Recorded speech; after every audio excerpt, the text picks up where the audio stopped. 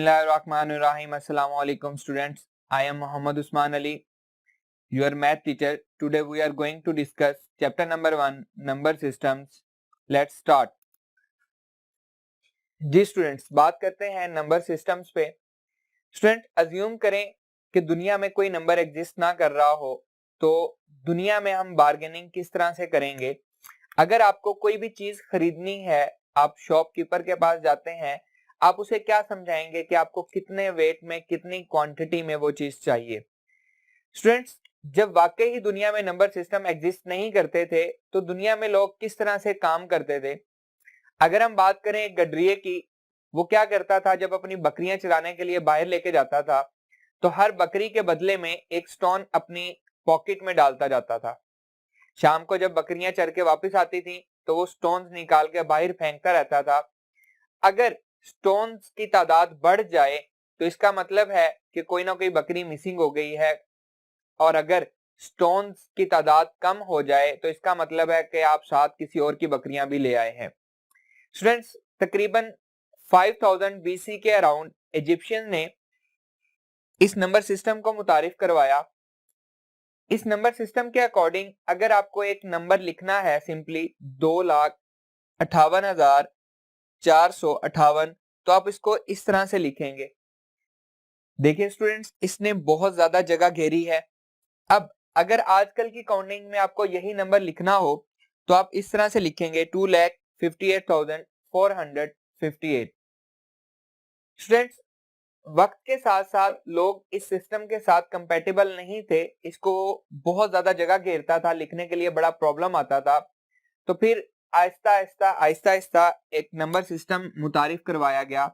1 2 3 4 5 up to सोन, ये number मुतारिफ करवाए गए और इनको नाम दिया गया नेचुरल नंबर्स का, और दुनिया ने इसके साथ काम स्टार्ट कर दिया, दुनिया इसके साथ कंपैटिबल हो गई।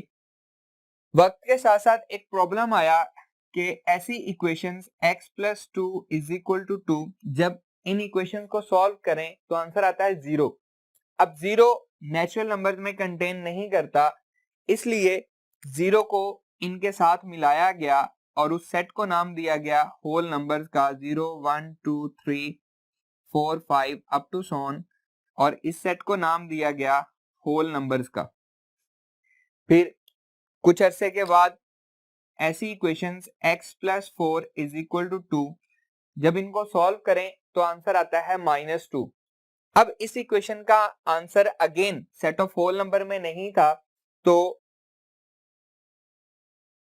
इनमें नेगेटिव नंबर्स को भी शामिल किया गया और सेट बना 0 plus -1 plus -2 plus -3 plus -4 up to so on, और इस सेट को नाम दिया गया सेट ऑफ इंटीजर्स का।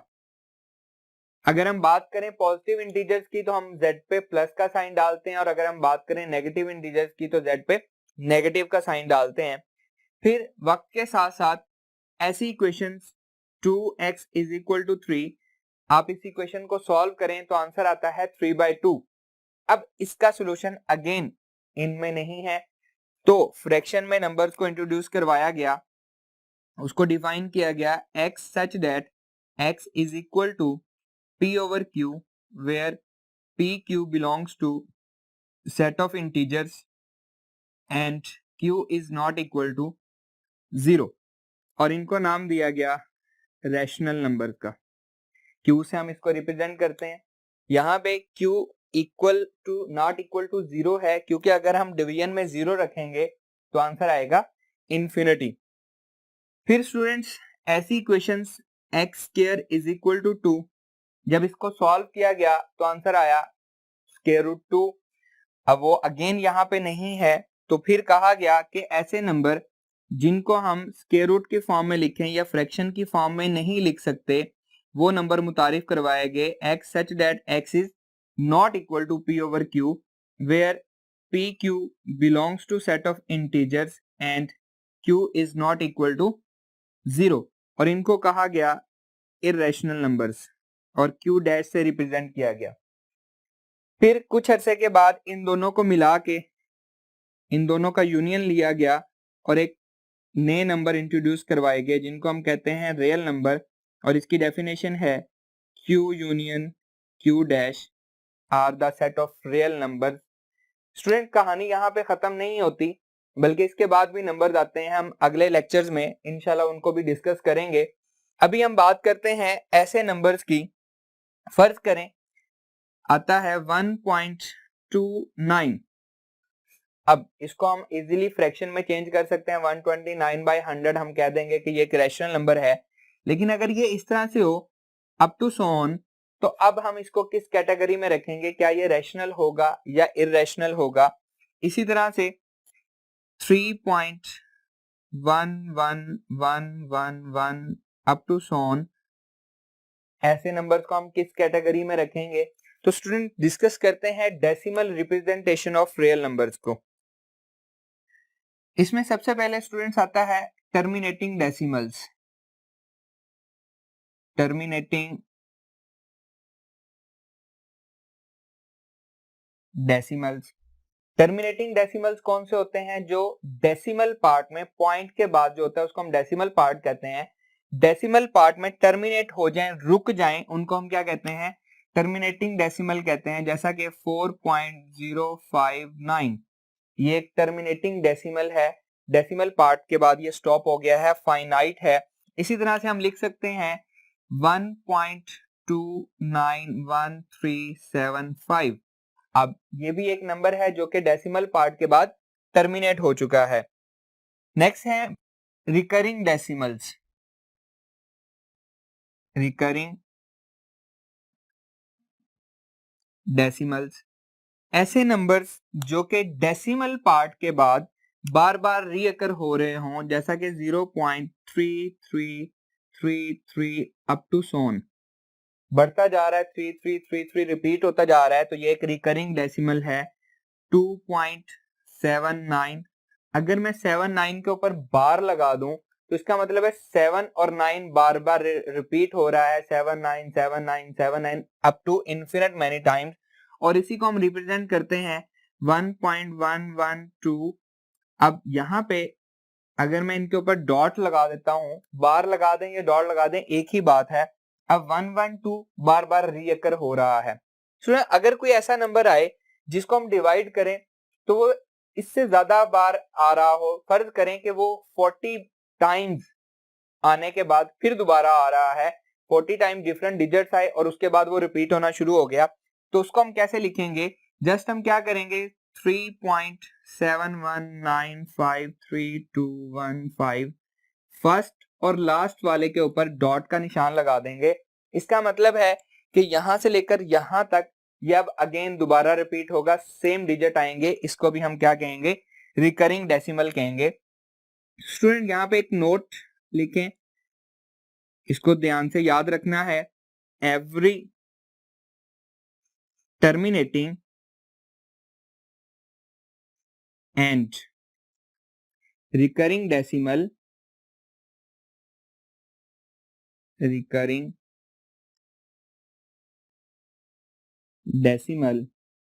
is a rational number. तो यहां से हमें यह बात याद हो गई कि अगर इस टाइप के नंबर्स आ रहे हों तो उनको हम क्या कहेंगे, रैशनल नंबर कहेंगे। नेक्स्ट है नॉन टर्मिनेटिंग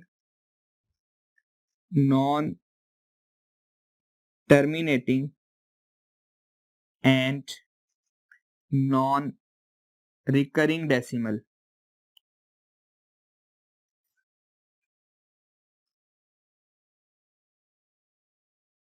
स्टूडेंट्स ऐसे नंबर्स जो कि ना ही टर्मिनेट हो रहे हों डेसिमल पार्ट में और ना ही बार बार रीकर हो रहे हों डेसिमल पार्ट में, उनको हम क्या कहेंगे, non recurring non terminating.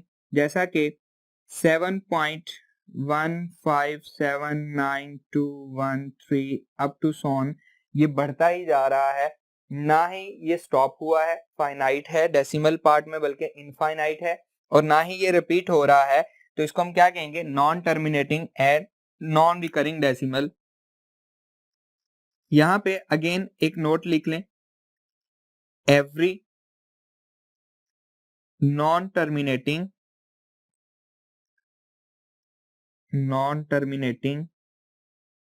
And non recurring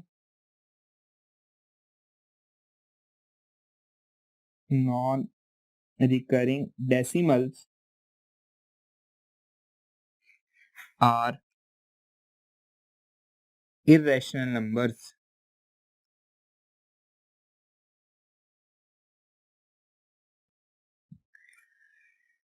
तो स्टूडेंट्स अब हम जज कर सकते हैं कि अगर डेसिमल में हमारे पास नंबर्स आ रहे हों तो हमने उनको किस कैटेगरी में रखना है, रैशनल में या इरेशनल में। आइए इसकी कुछ एग्जांपल्स डिस्कस करते हैं। फर्ज करें आपको गिवन है 8.2915 22/7 पाई 3.1415 up to so on 2.915। कुछ एग्जांपल्स मैंने रैंडमली कुछ नंबर्स लिखे हैं, इनके बारे में देखते हैं कि ये कौन कौन से नंबर्स हैं। सबसे फर्स्ट वाले को देखें 8.2915, तो ये क्या है हमारे पास, टर्मिनेटिंग है, डेसिमल पार्ट के बाद टर्मिनेट हो चुका है, तो हम इसको किस कैटेगरी में रखेंगे। हमने पढ़ा है कि every terminating and recurring decimal is a rational number, तो इसलिए हम इसको किस कैटेगरी में रखेंगे, ये एक हमारे पास क्या है, रैशनल नंबर है। 22/7 अभी हमने पढ़ा है कि अगर हम उसको P ओवर Q की फॉर्म में लिख सकें तो वो हमारे पास क्या होता है, एक रैशनल नंबर होता है, इसको हम रैशनल नंबर कहेंगे। पाई हम जानते हैं कि इसका क्या वैल्यू होती है 3.14159 अप टू सोन, तो ये दोनों एक ही बात है। पाई की वैल्यू एक हमारे पास लिखी हुई है और इसकी वैल्यू जो है वो एक non terminating non recurring decimal है, इसलिए हम इसको क्या कहेंगे, ये एक इरेशनल नंबर है। स्टूडेंट्स अब यहाँ पे एक प्रॉब्लम आ रहा है कि हम लोग अब तक पढ़ के आए हैं कि pi is equal to 22/7। Definitely हमने मैट्रिक में पढ़ा हुआ है, लेकिन ऐसा नहीं है, ये गलती अब हमने नहीं करनी। Pi is not equal to 22/7, pi is approximately equal to 22/7। 22/7 एक रैशनल नंबर है। अगर आप इसको लॉन्ग डिवीजन से डिवाइड करके देखें तो ये रिकरिंग भी है, रिकर होना शुरू हो जाता है। पाई की एक्चुअल डेफिनेशन क्या है, circumference of a circle divided by length of its diameter। Students एक सर्कल एज्यूम करें, एक बहुत बड़ा सर्कल है, आप उसका एक पूरा सर्कमफेरेंस को मेजर करें, एट द एंड उसको उसके डायमीटर से डिवाइड कर दें, आपको एक कांस्टेंट वैल्यू मिलेगी 3.14159 अप टू सोन, एक कांस्टेंट वैल्यू मिलेगी। अब आप एक छोटा सर्कल ले लें, उसका सर्कमफेरेंस मेजर करें और उसको उसी के डायमीटर की लेंथ से डिवाइड कर दें, तो अगेन आपको एक कांस्टेंट वैल्यू मिलेगी 3.14159 अप टू सोन। अब उस कांस्टेंट वैल्यू को ये आप किसी भी सर्कल के साथ कर सकते हैं, बड़े से बड़ा सर्कल ले लें, छोटे से छोटा सर्कल ले लें, जब भी आप उसको इस रेशो से डिवाइड करेंगे तो आंसर आएगा 3.1415 अप टू सोन। अब उस कांस्टेंट रेशियो को हमने क्या नाम दिया हुआ है, पाई का नाम दिया हुआ है। तो नेक्स्ट टाइम स्टूडेंट्स ये गलती बिल्कुल नहीं करनी कि pi is not equal to 22/7, इससे भी अच्छी वैल्यू पाई की 355/113, जब हम इसको डिवाइड करते हैं तो 22/7 से ज्यादा अच्छी वैल्यू देता है। In fact according to your book अब तक 5 लाख डेसिमल प्लेसेस तक हम ये वैल्यू फाइंड कर चुके हैं। नेक्स्ट नंबर देखें, 2.9159 के ऊपर भी डॉट है और 5 के ऊपर भी डॉट है, इसका मतलब है 9 भी रिपीट है, 1 भी रिपीट हो रहा है और 5 भी रिपीट हो रहा है और ये up to soon infinite many times repeat हो रहे हैं, तो रिकरिंग डेसिमल है, इसलिए हम इसको क्या कहेंगे, every recurring decimal is a rational number, इसलिए हम इसको रैशनल नंबर की कैटेगरी में रखा है। नेक्स्ट मूव करते हैं student properties of real number पे।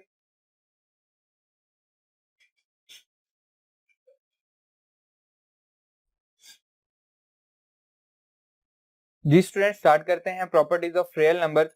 Properties of real number start करने से पहले हम दो ऑपरेशंस के बारे में पढ़ते हैं, unary operation and binary operation. Unary operation क्या है? जो सिर्फ और सिर्फ एक नंबर पे अप्लाई होता है, that is called a unary operation. जैसा कि स्क्वायर रूट ऑपरेशन, आप स्क्वायर रूट अप्लाई करते हैं, एक नंबर पे अप्लाई होता है। इसी तरह से जब आप स्क्वायर लेते हैं तो ये भी क्या है? एक यूनरी ऑपरेशन है। यूनरी ऑपरेशन अगेन मैं डिफाइन करूंगा, ऐसा ऑपरेशन जो सिर्फ एक नंबर पे अप्लाई होता है। नेक्स्ट है बाइनरी ऑपरेशन। बाइनरी नाम से ही जाहिर है, बाइनरी कहते हैं 2 को। ऐसा ऑपरेशन जो दो नंबर पे अप्लाई हो। फर्ज करें एक नंबर है 3, एक नंबर है 7, इन पे मैं प्लस भी अप्लाई कर सकता हूं, माइनस भी कर सकता हूं, मल्टीप्लाई, डिवीजन, ये सारे कर सकता हूं। तो बाइनरी ऑपरेशन एक्चुअली कौन कौन से हैं? Plus, multiplication, minus, division. अभी तक के लिए सिर्फ हम ये चार पढ़ेंगे। नेक्स्ट जब हम सेट में जाते हैं तो यूनियन भी है, इंटरसेक्शन भी है, लेकिन according to number, real numbers में हमारे पास प्लस, माइनस, मल्टीप्लीकेशन और डिवीजन है। तो ये हमारे पास क्या कहलाता है? Binary operation. Students, according to this binary operation मैंने दो लिखे हैं। अब हम सिर्फ एडिशन और मल्टीप्लीकेशन को पढ़ेंगे। इन प्रॉपर्टीज को अच्छी तरह से याद रखना है। चैप्टर नंबर 2 में हम इनको अगेन डिस्कस करेंगे। सबसे पहले एडिशन लॉज। एडिशन लॉज में पहली प्रॉपर्टी है कुलेयर प्रॉपर्टी। कुलेयर प्रॉपर्टी या फिर हम इसको कहते हैं कुलेयर लॉ। क्या है? For all a b belongs to real number such that a plus b also belongs to real number। इसको मैं एक एग्जांपल के जरिए आपको एक्सप्लेन करता हूं। जी स्टूडेंट, 2 और 7 मैंने एक नंबर लिया है। क्या ये दोनों रियल नंबर्स हैं? बिल्कुल ऐसा ही है। 2 भी एक रियल नंबर है, 7 भी एक रियल नंबर है। अब क्योंकि हम एडिशन लॉज में बात कर रहे हैं, मैं इसमें एडिशन का साइन लगाता हूं। 2 + 7 = 9। अब प्रॉपर्टी ये कहती है कि इन दोनों को ऐड करने के बाद जो नया नंबर आया है उसको भी उसी सेट में से आना चाहिए। क्योंकि रियल नंबर की बात कर रहे हैं तो इसलिए मैंने इसको रियल नंबर लिखा है। फर्ज करें मैं एक सेट लेता हूं, उसको मैं नाम दे देता हूं सेट S। 1 2 3 4 मैंने रैंडमली नंबर्स ले लिए, 1 2 3 4 उस सेट के एलिमेंट्स हैं। अब कोई से दो नंबर लें, 2 और 3। मैंने इसी सेट के दो नंबर्स लिए, इनके दरमियान मैं अगेन एडिशन परफॉर्म करवा रहा हूं। आंसर आएगा 5। क्या ये इस सेट का एलिमेंट है? बिल्कुल भी नहीं। तो हम कहेंगे set S is not closed with respect to addition. इसी तरह से अगर हम इन दोनों एलिमेंट्स को मल्टीप्लाई भी करें, 2 × 3 आंसर आएगा 6। क्या ये अगेन चेक करेंगे इस सेट का एलिमेंट है? बिल्कुल भी नहीं है। तो हम क्या कहेंगे? Set S is not closed with respect to multiplication. आइए मूव करते हैं। इसी तरह से कुलेयर लॉ है हमारे पास with respect to multiplication। For all a b belongs to real number such that a multiplied by b also belongs to real number। next property है associative property। number 2,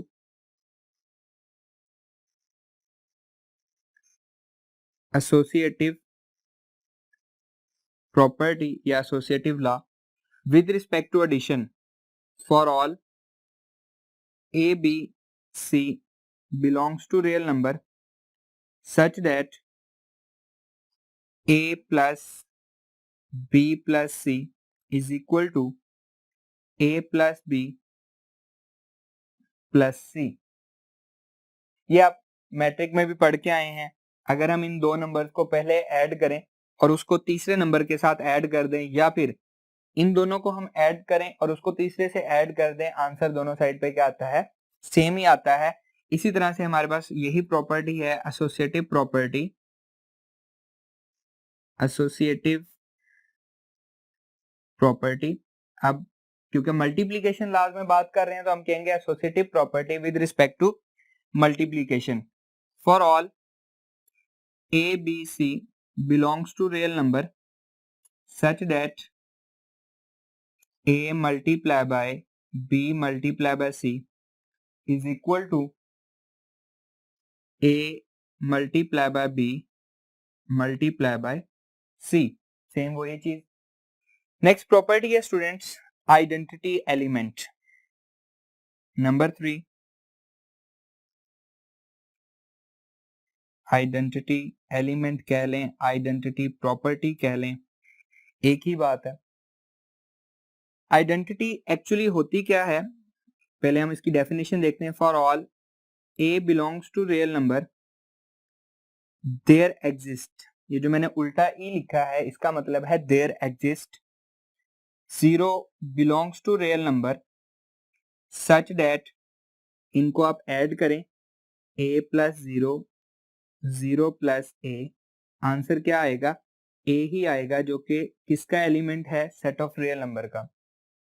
तो एक्चुअली आइडेंटिटी की definition क्या हुई, एक ऐसा element, एक ऐसा number जो बेजरर है, जो कुछ भी नहीं कर रहा, उसको ऐड किया हमने दूसरे नंबर के साथ, दूसरे नंबर में कोई चेंज नहीं आया, वो कुछ भी नहीं कर रहा, बिल्कुल बेजरर है, तो हम क्या कहेंगे, हम यहाँ पे लिखेंगे नोट की फॉर्म में कि 0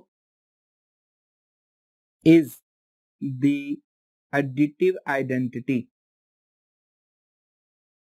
additive identity.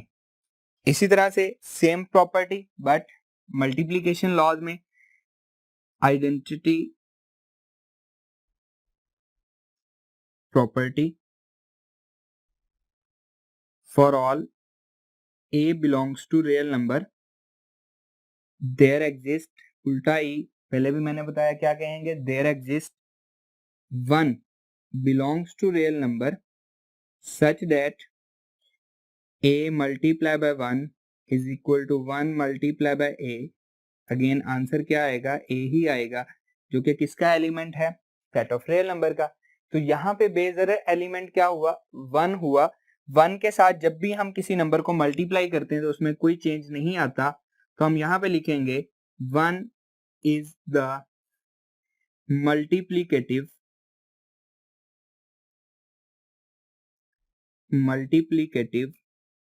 Identity. Next students fourth property, fourth property क्या है, इनवर्स एलिमेंट या फिर inverse property. For all a belongs to real number there exists minus a belongs to real number such that a plus minus a equals to minus a plus a, answer आएगा 0 जो कि element होना चाहिए set of real numbers का। देखें students, अब यहाँ पे आप दो नंबर्स को ऐड कर रहे हैं, हम उनको एक दूसरे का इनवर्स कब कहेंगे, जब उनको ऐड करने के बाद आंसर आना चाहिए एडिटिव आइडेंटिटी। अगर आंसर एडिटिव आइडेंटिटी नहीं आ रहा तो वो दोनों एक दूसरे का क्या है, इनवर्स नहीं है। अगर आंसर एडिटिव आइडेंटिटी आ रहा है तो वो दोनों क्या है, हम कहेंगे ए और माइनस एक दूसरे का एडिटिव इनवर्स है। जैसा कि हम बात करें 3 और -3, दोनों को ऐड किया, आंसर आया 0 और 0 इज द एडिटिव आइडेंटिटी, तो हम कहेंगे 3 और -3 एक दूसरे का इनवर्स है, एडिटिव इनवर्स है। इसी तरह से same property inverse property, inverse property, लेकिन क्योंकि हम मल्टीप्लिकेशन लॉज में चल रहे हैं तो हम क्या कहेंगे, inverse property with respect to multiplication. For all a belongs to real number there exists 1 over a belongs to real number such that a multiply by 1 over a equals to 1 over a multiply by a, answer आएगा 1 जो कि क्या है, multiplicative identity है।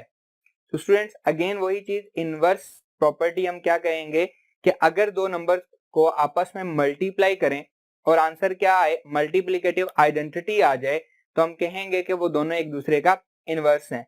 अब ये हर number के लिए ट्रू है for all a belongs to real number, लेकिन अगर मैं बात करूं जीरो की, अगर मैं कहूं जीरो क्या वो रियल नंबर है, डेफिनेटली वो रियल नंबर है। तो 1 ओवर 0 वो तो इन्फिनिटी होता है, डिफाइंड फॉर्म ही नहीं है। तो यहाँ पे एक कंडीशन मिस है कि a is not equal to 0। अब इसकी डेफिनेशन कंप्लीट हुई है। अगर आप इसको मिस कर देते हैं तो ये गलत हो जाएगा। a को 0 नहीं होना चाहिए, क्योंकि 0 का इनवर्स नहीं मिलता, 1/0 अनडिफाइंड या इंफिनिटी आ जाता है। तो ये केयरफुली इसको लिखना है, a is not equal to 0। Next property है fifth property, commutative property. Commutative property for all a b belongs to real number such that a plus b is equal to p plus a। आप RD matric में भी पढ़ के आए हैं, 2 plus 3 is equal to 3 plus 2। इसी तरह से commutative property, commutative property with respect to multiplication, पहले हमने पढ़ी है विद रिस्पेक्ट टू एडिशन, अब with respect to multiplication. For all a b belongs to real number such that a multiply by b equal होगा b multiply by a के। 3 multiply by 4 equal होगा 4 multiply by 3 के। तो students अब तक हम कितनी प्रॉपर्टीज पढ़ चुके हैं?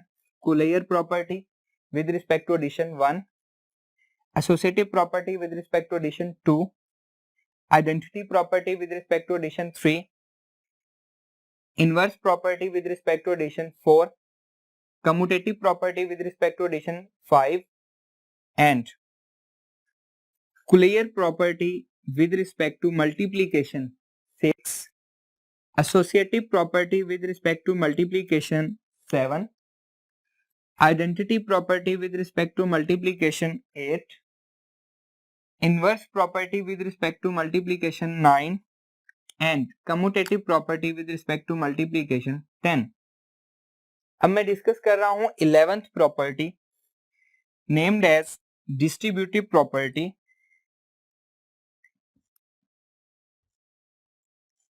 Distributive property of multiplication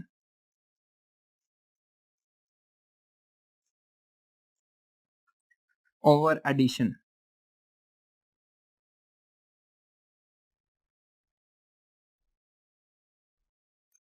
For all a b c belongs to real number such that a multiplication b plus c is equal to over addition। तो मैंने addition पे लिखा है a multiply by b, पहले ये b के साथ multiply का ऑपरेशन अप्लाई होगा, फिर प्लस का सिंबल है प्लस आएगा, plus a multiply by c।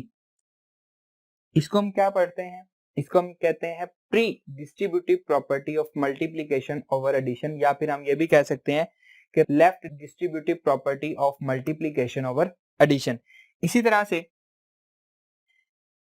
a plus b multiply by c, अब यहाँ पे क्या होगा? a मल्टीप्लाई होगा c के साथ, a मल्टीप्लाई बाय c, फिर प्लस का सिंबल, फिर b मल्टीप्लाई होगा c के साथ, b मल्टीप्लाई बाय c। इसको हम क्या करेंगे? Post distributive property of multiplication over addition, या फिर हम ये भी कह सकते हैं कि right distributive property of multiplication over addition.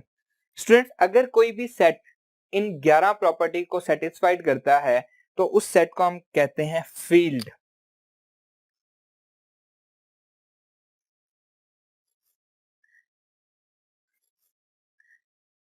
That set is called a field. According to your book, अगर आप देखें चैप्टर नंबर 3 एक्सरसाइज 3.1 जहां पे खत्म हो रही है उससे बिल्कुल नेक्स्ट पेज पे देखें, आपको इसकी डेफिनेशन भी मिलेगी। यही प्रॉपर्टीज दोबारा रिपीट हुई हैं एडिशन में भी और मल्टीप्लिकेशन में भी, 10 प्रॉपर्टीज। एंड 11th प्रॉपर्टी है distributive property of multiplication over addition. अगर कोई भी सेट इन 11 प्रॉपर्टीज को सेटिस्फाइड करता है हम उसको क्या कहते हैं? फील्ड कहते हैं। और अकॉर्डिंग टू योर बुक वहीं पे लिखा हुआ है कि set of rational number, set of real numbers and set of complex numbers ये फील्ड परफॉर्म करते हैं। आइए स्टूडेंट्स मूव करते हैं exercise 1.1 problem number 1। Which of the following sets have closure property with respect to addition and multiplication. दो set यहाँ पे लिखे हुए हैं, एक है ए और एक सेट है बी। स्टूडेंट्स एक बात ध्यान में रखिएगा कि जब भी हमने किसी बात को ट्रू साबित करना है तो हमें उसके हर पॉसिबल आउटकम को चेक करना पड़ेगा, और अगर हमें किसी बात को गलत साबित करना है तो जस्ट एक काउंटर एग्जांपल काफी है। जैसा कि यहाँ पे देखें, अगर मैं इसको with respect to addition check करना चाहता हूँ, जीरो को मैं जीरो में ही ऐड करता हूँ तो अगेन आंसर क्या आएगा, जीरो, जो कि एलिमेंट है सेट ए का। और इसी तरह से अगर इसको मैं अकॉर्डिंग टू मल्टीप्लीकेशन चेक करना चाहता हूँ तो जीरो को मैं मल्टीप्लाई करूंगा जीरो के साथ, अगेन आंसर क्या आएगा, जीरो ही आएगा, जो कि अगेन एलिमेंट है सेट ए का। तो क्या कहेंगे कि सेट ए इज क्लोज्ड, लिखेंगे यहां पे set A is closed with respect to addition and multiplication. आप इसको अलग अलग भी लिख सकते हैं। जब आपने एडिशन का परफॉर्म किया तो वहां पे आप लिख सकते हैं set A is closed with respect to addition, और जब आपने मल्टीप्लीकेशन का परफॉर्म किया है तो set A is closed with respect to multiplication. ये आसानी रहेगी हमें कि फर्ज करें एक जो एडिशन के लिए है वो क्लोज्ड है और मल्टीप्लीकेशन के लिए क्लोज्ड नहीं है, या फिर ये भी हो सकता है कि एडिशन के लिए क्लोज ना हो और मल्टीप्लीकेशन के लिए क्लोज हो। तो हम क्या करेंगे, दोनों को अलग अलग लिख देंगे, हमारे लिए इजी हो जाएगा। नेक्स्ट सेट बी को चेक करते हैं। बी में दो एलिमेंट हैं, 0 और -1। विद रिस्पेक्ट टू एडिशन अगर हम चेक करें तो देखें -1 प्लस -1 आंसर आएगा -2, जो कि एलिमेंट नहीं है सेट बी का।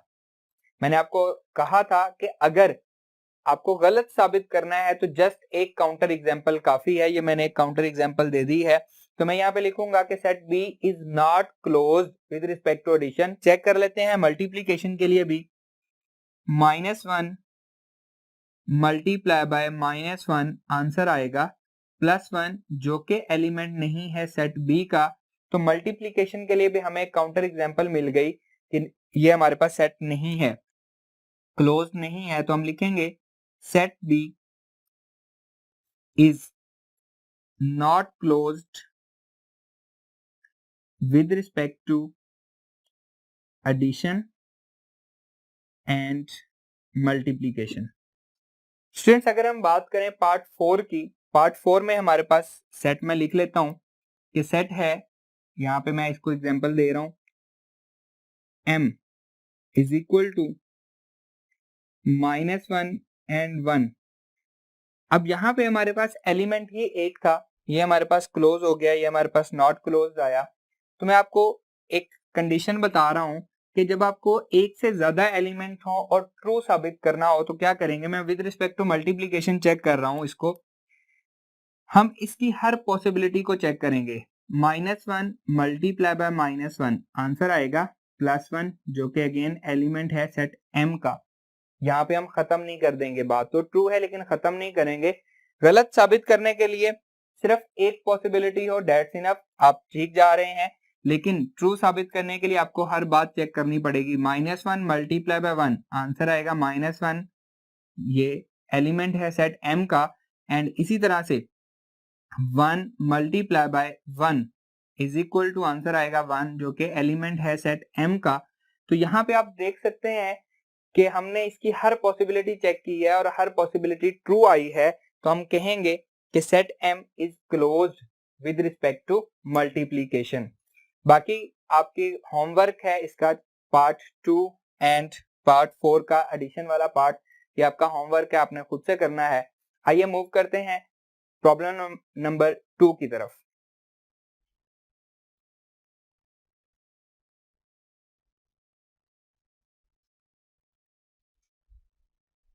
जी स्टूडेंट, एक्सरसाइज 1.1 का problem number 2, name the properties use in the following equations. यहाँ पे कुछ इक्वेशंस लिखी हुई हैं मैंने क्वेश्चन के हिसाब से। सबसे फर्स्ट है a plus 1 bracket plus 3/4 is equal to a plus 1 plus 3/4। अगर हम इन दोनों को ऐड करें और फिर इसको ऐड करें, या फिर इन दोनों को ऐड करने के बाद इसमें ऐड करें, तो ये प्रॉपर्टी हमने पहले भी पढ़ी है।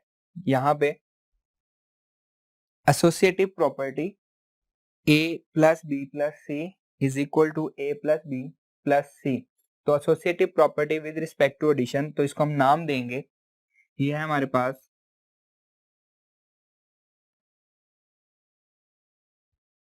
Associative property with respect to addition. Next है 1000 मल्टीप्लाई बाय 1। 1 हम पढ़ के आए हैं क्या है, मल्टीप्लिकेटिव आइडेंटिटी। अब मल्टीप्लिकेटिव आइडेंटिटी से कोई भी नंबर जब मल्टीप्लाई हो, क्योंकि वो बेजरर है, आइडेंटिटी बेजरर होती है, तो उसमें कोई चेंज नहीं आएगा, तो इसको हम क्या नाम देंगे, मल्टीप्लिकेटिव। कौन सी प्रॉपर्टी है ये, मल्टीप्लिकेटिव प्रॉपर्टी। नेक्स्ट है students a minus a is equal to 0। अब इसको मैं लिख सकता हूं a plus minus a equals to 0। जब भी दो नंबर्स को ऐड करें और आंसर जो है वो एडिटिव आइडेंटिटी आ जाए, तो हम क्या कहते हैं, दोनों एक दूसरे के क्या हैं, इनवर्स हैं। तो यहां पे हम लिखेंगे inverse property, inverse property with respect to addition.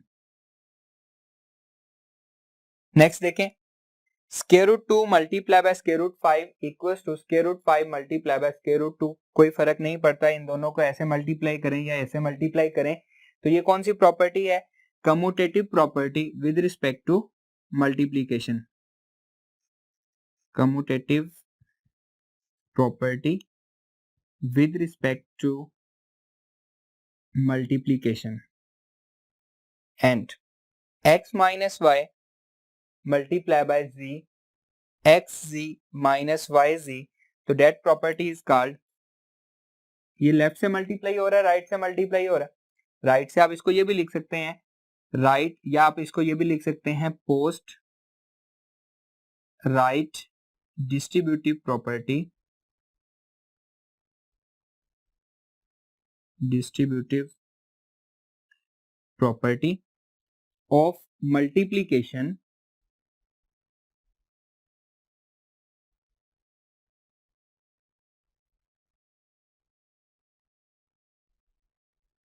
Multiplication है किस पे, एडिशन पे पड़ी है। अगर यहाँ पे एडिशन का साइन होता हम लिखते ओवर एडिशन। अब यहाँ पे सब्ट्रैक्शन का साइन है, हम लिखेंगे ओवर